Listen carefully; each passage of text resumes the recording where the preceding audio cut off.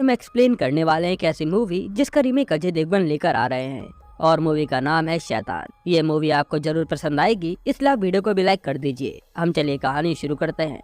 तो मूवी की शुरुआत में हम एक आदमी को मरा हुआ चूहा पकड़कर अपने साथ ले जाता हुआ देखते हैं और वो घर जाकर एक बाउल में चाय पत्ती और मरे हुए चूहे को लेकर एक कमरे में चला जाता है। अब वो उसका क्या करेगा ये हमें आगे पता चलेगा। जिसके बाद सीन चेंज होता है आर्या नाम की लड़की पर, जो अपने कॉलेज में होती है और उसके पापा अथर्व उसे लेने आते हैं। अथर्व एक पायलट है। अब कार में घर जाते हुए आर्या अपने पापा से कहती है कि उसका ग्रुप ट्रिप पर जा रहा है और वो भी जाना चाहती है, पर अथर्व इसके लिए मना करता है क्योंकि ट्रिप पर लड़के भी आ रहे थे। लेकिन आर्या ट्रिप पर जाने की जिद करने लग जाती है और घर पर भी यही डिस्कशन चलता है कि आर्या ट्रिप पर जाएगी या नहीं। इसके बाद आर्या के कहने पर अथर्व मान तो जाता है कि तुम ट्रिप पर चली जाना, पर एक शर्त थी कि आर्या के सारे फ्रेंड्स के नंबर उसको देने होंगे और आर्या जहाँ जहाँ जाएगी उसको वहाँ की लाइव लोकेशन शेयर करनी होगी। तब आर्या पहले तो मना करती है कि मैं ऐसा कुछ भी नहीं करने वाली, पर ट्रिप के कारण वो मान जाती है। फिर अथर्व कहता है कि अभी ट्रिप पर जाने में काफी टाइम है, तो जब तक हम साथ में अच्छा टाइम स्पेंड करने चलते हैं ना अपने फार्म हाउस पर। और अगले दिन ये सब अपने फार्म हाउस की ओर निकल लेते हैं और अथर्व की फैमिली में आर्या की माँ बीना है और एक बेटा भी है अंश। अब रास्ते में इन्हें भूख लगती है तो ये सब ढाबे पर रुकते हैं, जहाँ अथर्व सबके लिए पराठे मंगाता है, पर यहाँ आर्या पराठे खाने से मना करती है क्योंकि पराठे बहुत ज्यादा ऑयली थे। फिर अथर्व अपने लिए चाय लेने जाता है तो उनके पास 10 रुपए चेंज नहीं होते। तभी वहाँ बैठा एक अनजान आदमी आता है जो अथर्व को 10 रुपए देता है कि कभी कभी ऐसी सिचुएशन तो आती है, आप ये पैसे ले लीजिए। अथर्व भी बिना ज्यादा सोचे उसके पैसों से चाय ले लेता है और अपनी टेबल पर बैठ जाता है। थोड़ी देर बाद वो अनजान आदमी अथर्व की फैमिली के पास आता है और बातें करने लगता है। तब वो अपना नाम प्रताप बताता है। फिर प्रताप देखता है कि आर्या अपना पराठा नहीं खा रही है, तो वो हंसते हुए कहता है कि ये तो अन्न का अपमान है, इसलिए वो आर्या को पराठा खाने के लिए कहता है, पर आर्या मना कर देती है। फिर प्रताप अपनी जेब से डिब्बी निकालता है और कहता है कि इसमें शक्कर है, अब तुम डिसाइड करो कि तुम ये शक्कर खाओगी या फिर पराठा। जिसके बाद आर्या शक्कर खा लेती है ताकि ये पराठा ना खाना पड़े और आर्या की फैमिली को ये सब मजाक लग रहा था, इसलिए वो बस हंस रहे थे। अब शक्कर खाते ही आर्या को अजीब सा महसूस होता है और फिर प्रताप आर्या को वो पराठा खाने के लिए भी कहता है। अब हम देखते कि आर्या चुपचाप अब प्रताप की बात मान लेती है और वो पराठा पूरा खत्म भी कर देती है। अब पूरी फैमिली वहाँ से सीधा अपने फार्म हाउस के लिए निकलती है। तभी आर्या के पास प्रताप दोबारा आता है और वो उसे बिस्किट देता है कि इसे फार्म हाउस पहुँच खा लेना। अब आर्या प्रताप की बात मान रही थी, जो की बहुत ही अजीब बात थी क्योंकि आर्या तो अपनी फैमिली में से भी किसी की नहीं सुनती थी। अब इसके बाद फार्म हाउस पर पहुंचते ही आर्या सबसे पहले वही प्रताप का दिया बिस्किट खा लेती है, यानी प्रताप ने आर्या पर कुछ न कुछ तो जरूर किया है। फिर पूरी फैमिली अपने फार्म हाउस में एंजॉय करने लग जाती है और थोड़ी देर बाद आर्या की माँ बीना देखती है कि प्रताप तो इसके फार्म हाउस के बाहर खड़ा है, जो कि काफी अजीब बात थी कि वो इनके पीछे पीछे यहाँ तक आ गया। अब बीना जल्दी से ये बात अथर्व को बताती है और अथर्व प्रताप से मिलने जाता है। तब प्रताप कहता है कि उसका फार्म हाउस भी यहीं पास में है और आते आते उसकी गाड़ी यहीं खराब हो गई और फोन में ना तो नेटवर्क है और ना ही बैटरी, इसलिए वो अथर्व के फार्म हाउस का लैंडलाइन यूज करने के लिए पूछता है ताकि वो अपनी बेटी को हेल्प के लिए बुला सके। अथर्व को भी ये सब नॉर्मल लग रहा था, इसलिए वो उसे अंदर बुला लेता है। फिर प्रताप लैंडलाइन से नंबर मिलाता है, पर फोन तो लगता ही नहीं और प्रताप यहाँ बार बार आर्या को ही देखने में लगा था कि वो अभी है कहाँ। फिर आर्या जब स्विमिंग पूल से अपने रूम में जाने लगती है तब प्रताप आर्या को अपने पास बुलाता है और यहाँ भी आर्या प्रताप की सारी बात मान रही थी और उसका अपने आप पर कंट्रोल ही नहीं था। यहाँ तक कि प्रताप आर्या के छोटे भाई अंश को भी डांट देता है, जैसे प्रताप यहाँ इनके घर का सदस्य ही हो। अब बिना अथर्व से प्रताप को भेजने के लिए कहती है क्योंकि वह एक अनजान आदमी था जो उनके घर में घुस आया था और ये समय उनका फैमिली टाइम था। पर अथर्व कहता है कि थोड़ी देर की बात है, हम मदद ही तो कर रहे हैं। प्रताप नाश्ता करके चला जाएगा। यहाँ प्रताप और आर्या को देखते हैं, जहाँ प्रताप के पूछने पर आर्या उसे सब कुछ बता देती है और ये सब लद्दाख ट्रिप पर जाने वाले हैं, जिसके लिए उसके पापा मना कर रहे थे, लेकिन अब वो मान गए हैं। यानी आर्या ने प्रताप को काफी सारी पर्सनल बातें बता दी थी।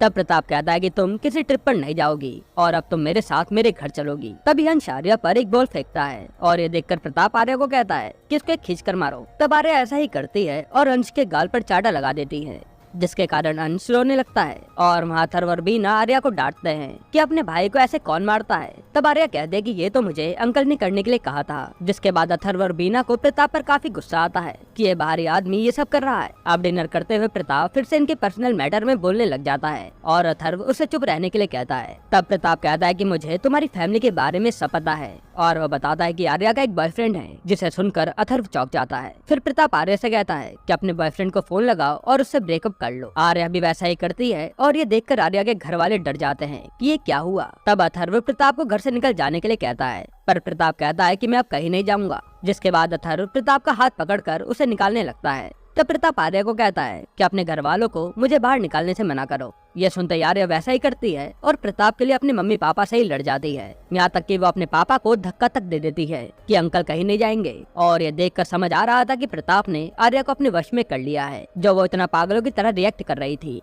फिर प्रताप अथर्व को दिखाने के लिए आर्या से चाय पत्ती खाने के लिए कहता है और आर्या पूरी चाय पत्ती खा लेती है। फिर प्रताप आर्या को लाइन से जैसे जैसा करने के लिए कहता है, आर्या वैसा वैसा ही करती जाती है। यानी कि प्रताप का तंत्र काफी ज्यादा मजबूत था, जिसमें आर्या की सोचने की शक्ति ही चली गई थी और वह बस प्रताप की कठपुतली बन गई थी। अब प्रताप आर्या से कहकर अपने पापा के ही चाटा लगवा देता है। फिर वो सबकी फोन टुटवाता है और लैंडलाइन की वायर भी निकलवा देता है और फिर वो आर्या से अपने पैर दबाने लगता है। इसके बाद प्रताप कहता है कि वो आर्या को अपने साथ ले जाना चाहता है, लेकिन अथर्व और बीना अब डर के मारे कहते हैं कि ऐसा मत करो। तब प्रताप कहता है कि आर्या को मेरे साथ भेजने के लिए मान जाओ, वरना मैं तो आर्या को एक ऑर्डर देकर ही अपने साथ ले जा लूंगा और तुम्हारी परमिशन अभी इसलिए चाहिए ताकि फ्यूचर में आर्या के मन में अपनी फैमिली के लिए प्यार ना जाग जाए और मेरा वशीकरण ना टूट जाए। इसलिए जब तुम खुद से उसे भेजोगे तो ज्यादा अच्छा होगा। फिर वो कहता है कि बस तुम ये कह दो कि हम आर्या को मुझे अर्पण कर रहे हैं और मैं तुम सबको बिना कुछ किए आर्या के साथ चला जाऊंगा। ये सुनते ही अथर्व मना कर देता है कि मैं अपनी बेटी को तुझे नहीं देने वाला, तुम हमारे साथ ऐसा क्यों कर रहे हो। तब प्रताप हंसते हुए कहता है कि मैं एक राक्षस हूँ, मुझे लोगों को तड़पता हुआ देखने में काफी मजा आता है। तभी वो आर्या को खींच के लात मारता है, जिसको देखकर अथर्व प्रताप को मारने लग जाता है। तब प्रताप आर्या से कहकर अथर्व पर ही हमला करवा देता है और फिर वह गुस्से में अंश पर हमला करने के लिए कहता है और आर्या भी अंश का सर फोड़ देती है। जिसके बाद बीना और अथर्व रोते हुए अंश की मरहम पट्टी करते हैं और उन्हें समझ नहीं आता कि वो अब क्या करे। तब रूम में अंश के पास एक फोन था, जिसे वो बैटरी न होने के कारण चार्जिंग पर लगा देते हैं। तब अंश के चोट लगने से बुखार भी आ गया था, तो ये दोनों नीचे प्रताप के पास जाते हैं और हॉस्पिटल जाने के लिए कहते हैं। पर प्रताप इन्हीं पर भड़क जाता है कि तेरे पति ने देख मेरा क्या हाल किया है और वो आर्या को एक चाकू लाने के लिए कहता है कि अब तेरे माँ बाप मुझे दोबारा मारने आए तो तू उन्हें मार दियो। फिर प्रताप अथर्व से जमीन पर नाक रगड़ने के लिए कहता है और अंश को बचाने के लिए अथर्व प्रताप के सामने जमीन पर नाक रगड़ता है। लेकिन ये सब देखने के बाद भी प्रताप को दया नहीं आती और वो आर्या को गाना बजाकर डांस करने के लिए कहता है, जहाँ आर्या नाच नाच कर पूरी थक चुकी थी। लेकिन प्रताप उसे रुकने के लिए कहता ही नहीं। फिर थोड़ी देर बाद जब स्पीकर की बैटरी खत्म होती है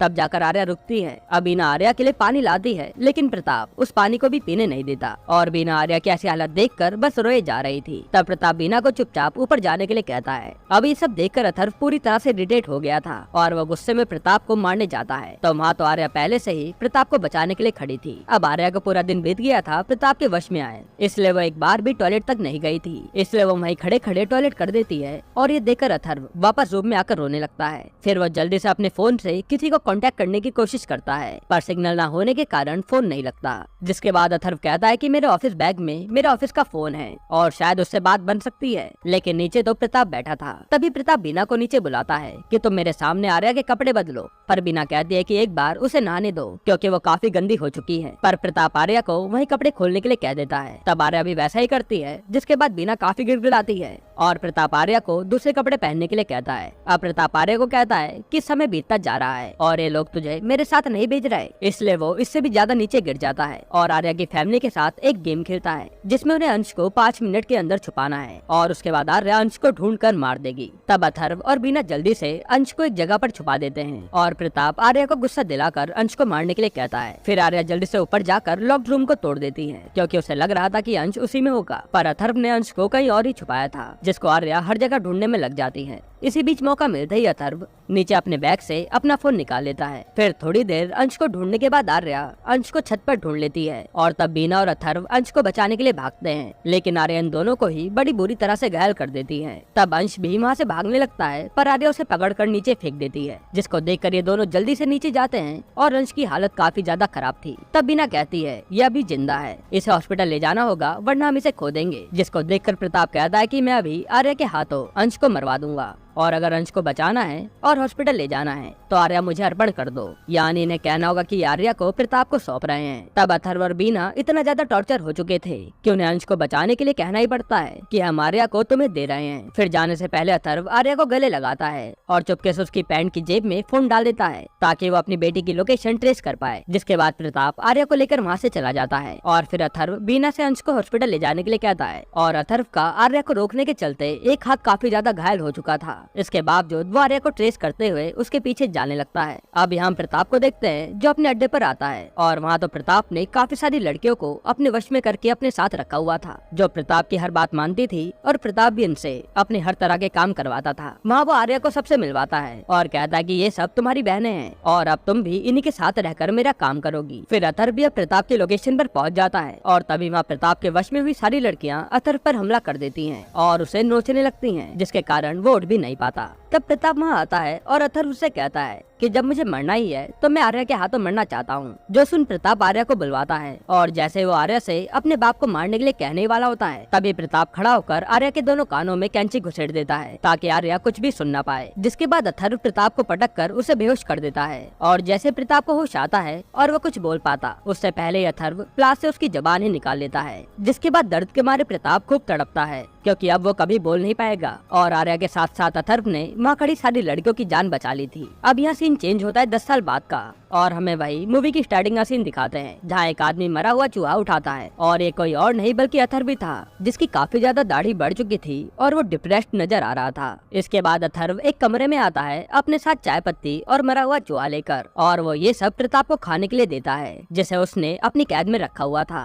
फिर वो प्रताप के सामने ही केला खाता है और भूख के मारे प्रताप केला खाने के लिए मांगता है पर अथर्व उसे वही मरा हुआ चूहा और चाय पत्ती खाने के लिए कहता है। यानी कि पिछले 10 साल से अथर्व प्रताप को इसी तरह से तड़पा रहा था। फिर वह प्रताप को कहता है कि तू शैतान कहता था ना खुद को, तेरे लिए मैं खुद ही शैतान बन गया। इसके बाद अथर्व रूम से निकलकर अपने घर में आता है जहाँ बीना और अंश की फोटो रखी थी। यानी हो सकता है कि बीना और अंश उसी रात बारिश के कारण कार एक्सीडेंट में मारे गए। फिर हमें आर्या को दिखाते हैं जो आज भी प्रताप के वशीकरण में ही थी और उसका काफी बुरा हाल हो रखा था या यूं कहे वो जिंदा लाश बन चुकी थी जिसे अथर्व भी संभालता है और इसीलिए अथर्व प्रताप को इतना ज्यादा तड़पा रहा था क्योंकि उसी के कारण अथर्व ने अपना सब कुछ खो दिया। यहीं पर ये मूवी खत्म होती है।